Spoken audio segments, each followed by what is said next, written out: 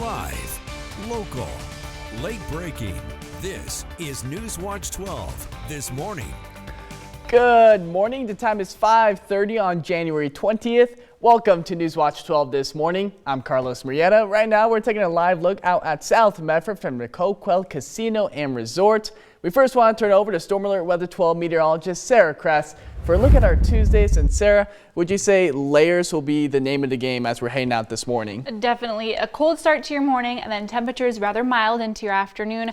So definitely recommend layers. I've seen a lot of complaints. We're starting out for 20s and then ending up into the 50s, rather hot by 4 p.m. But in general, today we're expecting to see increasing high level clouds, staying dry. Like the past few mornings, we're waking up with dense fog into the Grants Pass area. And with that, we're seeing those very chilly temperatures. So right now it's at 28 in Grants Pass, but Medford, you're at 27. Montague, 22. Klamath Falls, 22 as well. Brookings, you're at 43. The coldest place across the region this morning, the Christmas Valley, sitting at 9 into the single digits. And with that fog this morning, freezing fog into Grants Pass. It's very rinse and repeat from the past few days. Remember, take your time out on the roads. We're not getting comfortable with this freezing fog. It still is dangerous. Slick spots are possible out on the road, as well as impacts to your visibility. We have a freezing fog advisory in place until noon on your Tuesday. So across the region today, we still are expecting to see some mild high temperatures, although we are going to see those clouds increase throughout their day. Mostly going to be high level, so sunlight will be filtered through. Rather bright across most of the region. We'll see a bit more clouds though into Northern California to the second half of your day and along the coast. We are going to see some subtle changes into our forecast as we end out the week. Nothing huge. We're still mainly going to be staying mild, but we'll start to get some mixing into the atmosphere, which should help that improvement with foggy areas like Grants Pass. So over the next 3 days across the region, do still expect to see some mild afternoons, but we will have increased cloud coverage for your Wednesday with brighter skies Thursday. I'll have a closer look at what you can expect around the rest of the region with a bit more details all coming up in your next forecast. And moving into our top story, a major solar company based in Medford is shutting down for good, laying off dozens of Medford workers and ending operations nationwide. The company blames recent changes to federal solar policy for the collapse. So let's bring in NewsWatch 12's Danny Stepanovich to show us what happens next for workers and customers left behind. Thanks, Carlos. Former Pure Light Power CEO J.D. Beck says changes to federal solar tax credits in the One Big Beautiful Bill Act sharply reduced profits, forcing bankruptcy. Tears that day. Yeah, not a lot of things make me cry, but I was crying that day for the team for sure. Just 2 days before Christmas. About 3 p.m. we got the news as a whole company. 4 p.m. my entire team had cleaned up their desks. We've all, cried together and we were headed out. Dozens of Southern Oregon solar workers left jobless. Personally, it's been a lot of depression, honestly, just because, getting up and going to work every day gives you purpose. Christy worked in customer service, where she says Pure Light received up to 200 calls a day. There are roughly 35,000 solar installs in the state of Oregon that the original solar installers gone out of business. This shed may look like just another shed, but for two former solar employees, it's where a layoff has turned into a launch. After losing their jobs, they decided this shed is the start of their future. We had customers reaching out to us asking, what do I do next? What happens to my system? That was the inspiration for Revival Solar. And with that, Kenny cleared out most of his backyard shed and launched Revival Solar, a solar repair company. Our main focus right now is Southern Oregon and making sure the customers in our very localized community are taken care of. In Medford, Danny Stepanovich.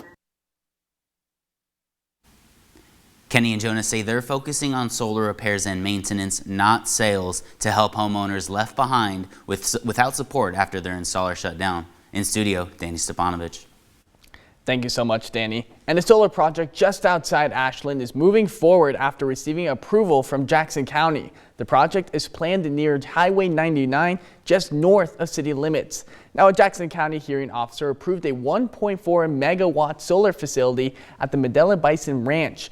The pole-mounted panels would generate enough power for about 250 homes. The land is zoned for farm use with conditions in place to protect farming and grazing. The decision can be appealed to the Oregon Land Use Board of Appeals within 21 days. into a traffic alert. Emergency slip-out repairs are set to begin on I-5 near Dunsmuir today, impacting northbound traffic. Caltrans District 2 says one northbound lane and the on-ramp at exit 729 will be closed between 6 a.m. and 6 p.m. daily, with the possibility of weekend closures. Detour signs will be in place and drivers are asked to slow down through the construction area. These repairs are expected to be completed by the end of February.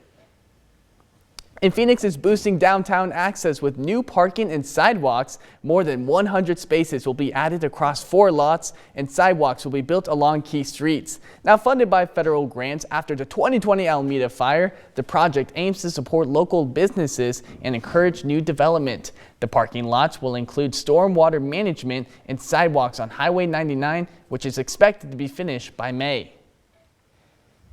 In news this morning, California Governor Gavin Newsom has issued a proclamation declaring a special election in District 1 left vacant after the death of Congressman Doug LaMalfa. The special election will take place on August 4th of this year. State law requires the governor to issue a special election proclamation within 14 days of the vacancy. The special election must then be held between 126 to 140 days after the governor's announcement. California Republican James Gallagher has announced that he plans to run in this special election to take over the seat. And we are only in the first 20 days of the new year, and the Medford Fire Department is looking back on 2025 as they responded to more than 12,600 calls. Now, 2,131 calls were fire-related, a little more than 8,000 were medical first response calls, and 1,870 were for good intent, with 583 for mutual aid. Now, this also comes as their EMS squad program expanded to 3 units, and Fire Station 15 is currently being rebuilt, welcoming Engine 12 to the fleet. And meanwhile, Rural Metro Fire is also looking back on the 2025 year as they release their end of the year stats. The fire department responded to 2,876 incidents, and this does not include incidents handled by mutual aid partners. The majority of those calls were for medical calls, while there were more good intent and service calls than fire calls. And a famous chicken franchise is gearing up to spice things up in Southern Oregon. The new Dave's Hot Chicken in Medford is opening their doors this week, and NewsWatch 12's Oscar Rodriguez stopped by to see how they're preparing for the soft opening. Starting Thursday, Southern Oregon is turning up the heat as Dave's Hot Chicken will be opening the first location here in the Rogue Valley. A new hot spot for some chicken lovers. The famous hot chicken franchise will have their soft opening Thursday, but on Friday, it will be its grand opening. Officials say they're excited to be open to the community and have people try their delicious food items. We've had such a warm reception from everybody down here so far. Whenever I go anywhere, people see my jacket and they're so excited. So we're really just excited to get this open and get it going. Before this Medford location, the nearest one was in Eugene and Springfield, plus a few in Portland. We've opened up quite a few in the Portland market to a great reception. And you know, Medford, Southern Oregon is just a really great market for restaurants. This now gives Southern Oregonians a chance to try the famous Dave's Hot Chicken.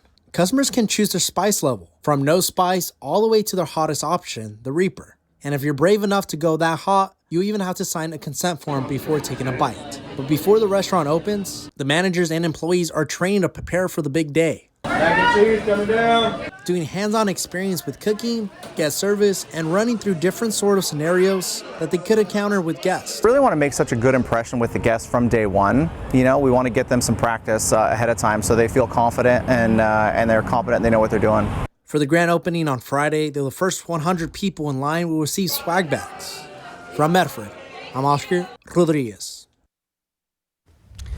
And looking ahead, Texas Roadhouse is turning a night out to eat into a way to give back. On February 2nd, Texas Roadhouse locations nationwide will donate 100% of their profits to the American Tinnitus Association, honoring late founder Kent Taylor. Now, the Dine In to Donate event supports research and resources for the millions of people living with tinnitus. Now, anyone who dines at Texas Roadhouse on February 2nd will be contributing, with every dollar of profit going directly to the American Tinnitus Association. And this Friday, Talent will host its quarterly art walk, welcoming art lovers and families to partake in the event and its new features. From 5 to 7 p.m., 10 different venues will showcase various pieces of art. In this quarter, the Talent Historical Museum will show children's artwork from 2009, which highlighted their favorite parts of talent. The event will also debut a tiny treasure hunt challenge to add an interactive twist. The 38th annual MLK celebration had residents fill the Ashland Armory and its overflow hall to listen to keynote speakers, performances from local schools, and honor civil rights activists who passed away in 2025. The lead speaker tells us he sees yesterday as less of a day off and more of a day of action. Still have to continue to work, and it's okay to come to the program and spend 2 hours of your time for the entire year to start the work. After the main event, attendees followed tradition with a march to the Ashland City Plaza, wrapping up Dr. King's I Have a Dream speech.